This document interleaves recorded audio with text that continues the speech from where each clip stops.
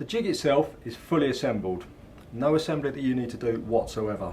There are 480 components, so it looks complicated, but it breaks down to 4 very simple steps, which we'll explain. The materials used are Abiat high pressure exterior laminate, which thermally is very, very good. So it can work in very low temperatures, it can work in high temperatures. And what that means is all the parts that slide, all the components that slide, it means that thermally, between nighttime, daytime, hot temperatures, low temperatures, they're all going to slide and be accurate. Everything you expect from a Trend product. The combs themselves are all stainless steel, all the bolts are stainless steel, so it's shower proof, it's not going to rust. So again, longevity is the key with this jig. Now, the thing is you guys, you've seen how quickly it can cut, but what you want to know is how long does it take to set up? If it takes too long, then you're not really interested. Trust me, it's quick. There's another couple of things you want to know, is when we're doing scribing, let's say skirtings, is will it do out of square walls, i.e. out of vertical, out of plumb? And also, will it do a leading edge and a back cut? Well, yes it will do all of that. So quite simply, all we need to begin with is we need an offcut of our material that we're going to create the profile on. As you can see in the back here, there's an area that says setup, so that comes into what we call the setup position.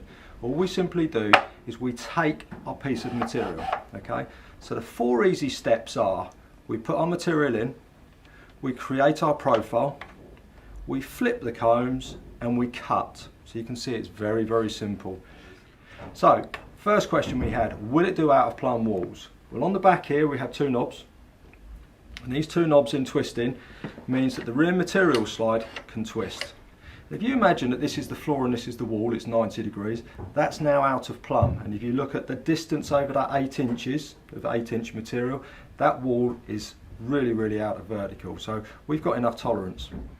So for demonstration purposes, we're just going to set it up square. You can put either your square or your angle bevel, but we put it on and we just tighten those 2 up. So now we have the wall plumb set.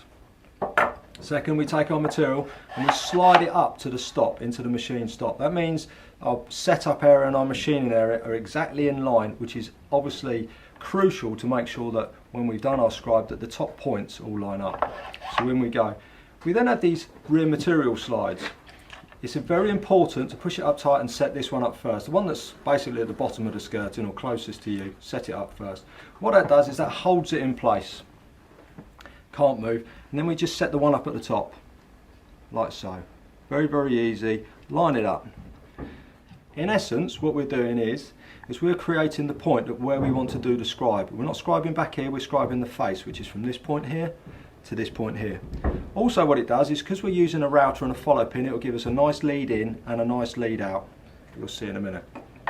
So all you literally do is loosen these 2 handles, and there's 2 steel bolts going, or steel bars should I say, going right the way through the middle of the combs, and literally all we do is push these combs, and as you can see they're very, very easy to push up. Okay, I can do them with my fingers.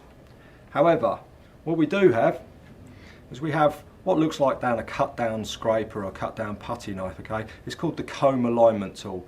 You notice it has 1 square sharp edge and it has a radius edge.